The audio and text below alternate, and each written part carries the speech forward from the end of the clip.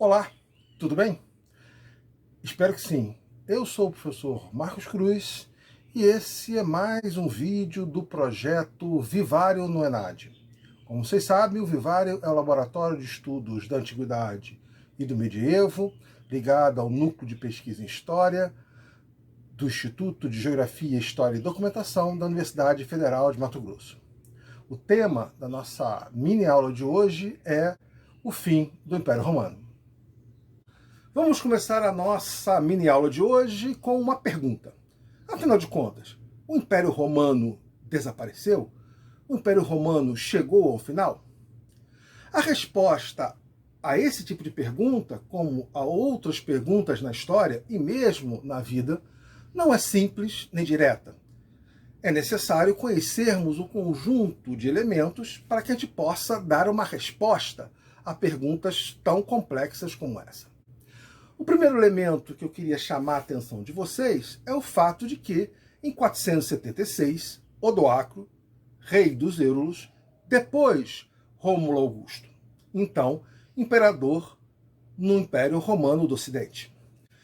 A deposição de Rômulo Augusto é o ponto final em um processo de enfraquecimento da soberania romana, né, da autoridade romana nos territórios ocidentais do Império, que permitiu a emergência dos reinos romano-germânicos.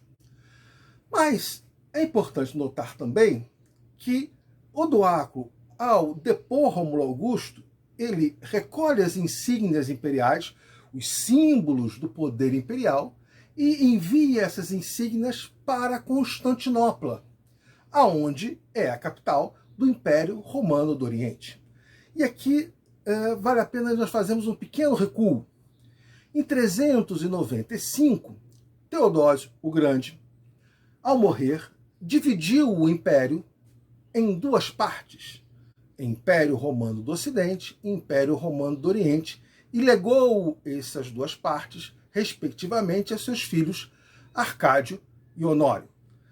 O que Teodósio fez não é nenhuma novidade. Outros imperadores também dividiram o império para melhor administrar esse império. Diocleciano é um exemplo disso, por exemplo, um outro exemplo. Porém, a divisão de Teodósio tem um fato importante, uma peculiaridade importante. Depois dela, o império nunca mais se reuniu. Então, nós temos uma realidade de um Império Romano dividido em duas partes, mas são duas partes do Império. E este Império Romano do Oriente, com capital em Constantinopla, vai continuar na história, vai ser uma entidade política que vai chegar até o século XV, quando, em 1453, os turcos irão tomar Constantinopla, e aí sim, né, o Império Romano do Oriente vai terminar a sua existência. Então, nesse sentido, nós temos que pensar que a deposição de Rômulo Augusto não acaba com o Império, porque o Império do Oriente continua a existir. Mas, sem sombra de dúvida, a deposição de Rômulo Augusto vai fazer com que a soberania, que a autoridade imperial no Ocidente desapareça.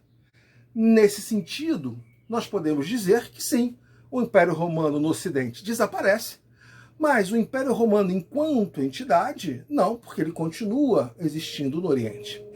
Além disso, se pensarmos no caso do Ocidente, nós não podemos esquecer que as estruturas sociais, econômicas, culturais e mesmo políticas que marcam o Baixo Império, esse período do Império Romano, elas continuam existindo nesses reinos romanos germânicos.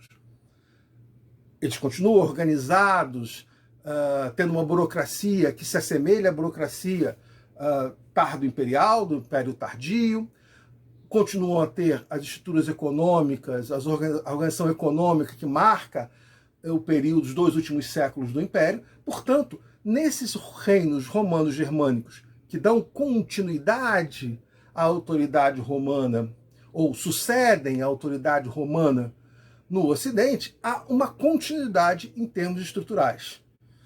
Podemos então dizer que o Império Romano chegou ao fim? Em certo sentido, sim, enquanto uma entidade política, enquanto a sua autoridade, a sua soberania sobre os territórios ocidentais, mas a resposta seria não, se lembrarmos que o Império continua no Oriente e que ele vai influenciar profundamente os reinos romanos germânicos que vão sucedê-lo no Ocidente. Uma segunda pergunta que nós devemos fazer para entender esse fenômeno do desaparecimento da soberania, da autoridade romana nos territórios ocidentais do Império, é tentar entender por que isso aconteceu. Por que o outrora todo-poderoso Império Romano não foi capaz, neste momento, no V século, de manter a sua autoridade sobre esses territórios. Para responder essa pergunta, nós temos que olhar tanto para o interior do Império, quanto para as suas fronteiras. E quando nós olhamos para o interior da sociedade romana, para o interior do Império, o que nos chama a atenção logo de início é a profunda desigualdade social que existe entre os ricos e os pobres, um verdadeiro fosso entre esses dois grupos. Isso se deve a quê? Se deve a um conjunto de fatores que nós podemos destacar dois. Primeiro, uma política fiscal por parte do Estado que onera mais pesadamente os mais pobres, enquanto onera menos, cobra menos impostos aos mais ricos.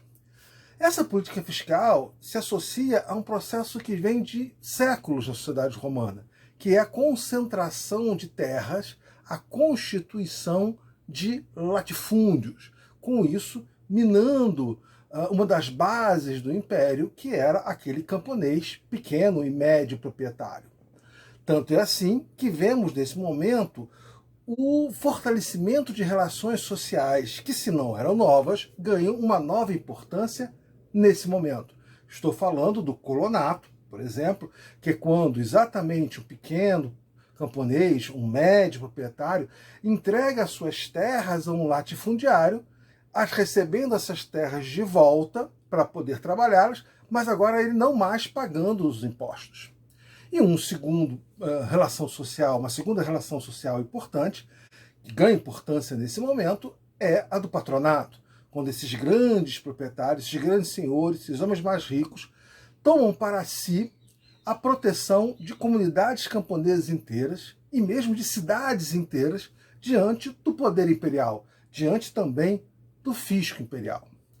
Ora, um desdobramento dessa situação de desigualdade social, de uma política fiscal desigual, da concentração de terras, é que o exército romano terá uma dificuldade cada vez maior de recrutar membros para fazer parte desse exército. E um momento, e aí nós olhamos, saímos do interior e vamos olhar as fronteiras romanas, onde há uma enorme pressão nas fronteiras romanas. Seja na fronteira oriental, a fronteira com o Império Persa, seja na fronteira norte, essa que nos interessa mais diretamente, essa fronteira que é marcada pelo rio Reno, na qual do outro lado do Reno, do outro lado da margem do rio Reno, estão exatamente as populações germano-bárbaras. Ora, o Estado romano tinha uma relação, conhecia essas populações romano-bárbaras há muitos séculos, estabelecia relações com essas populações há muito tempo. Só que neste momento há transformações importantes.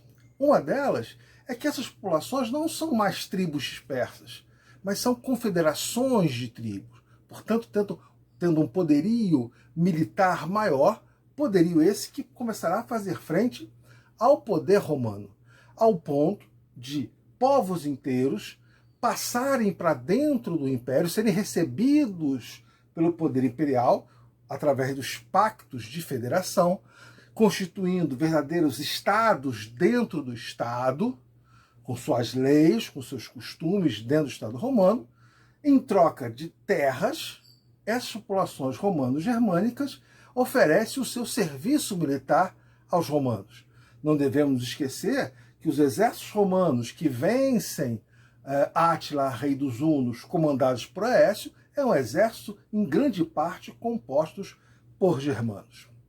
Ora, no início do V século, nós veremos, mais especificamente em 406, uma grande invasão, uma grande chegada de povos romanos germânicos nesse território imperial.